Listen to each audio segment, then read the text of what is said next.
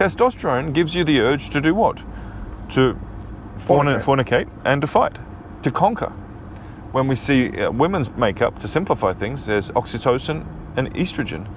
Settling, nesting, care, aesthetics, building families, maternal urges. We have different chemicals in our blood. It's that clear and everyday. Forget all the cultural conditioning, forget the different ways we're programmed growing up. Our actual biological makeup is very clear. That's why I think the West is in such a confused place. They're trying to just ignore biology. Do you think your daughter's very feminine because she's got such a masculine dad, and there's a lot of dads that aren't masculine, and then their daughters are forced to be more masculine than their dads?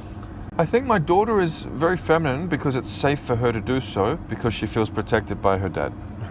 But I've also over time trained her to be very assertive. She's very assertive. Even as an early little, when she was 2 or 3, if anyone wanted to hug her, even a family member, oh, good to see you. If she didn't want to hug them, no, she's not. She said no one's hugging her. Yeah. From the earliest of age, she knew I can say no to anybody, especially when it comes to something like someone coming into my space. Yeah. So yes, she's very feminine, she's very caring, beautiful, alhamdulillah, what a blessing to have such a wonderful daughter. But she is also very assertive and very clear that my body, my space, no one comes into that. Yeah. So I think you can raise daughters to be both, to be very feminine and very, one day, inshallah, very caring and giving and submissive to a husband who deserves it. And you better believe I'll be doing that interview on the gun range. Hey mate, go change your targets. No, I'm serious.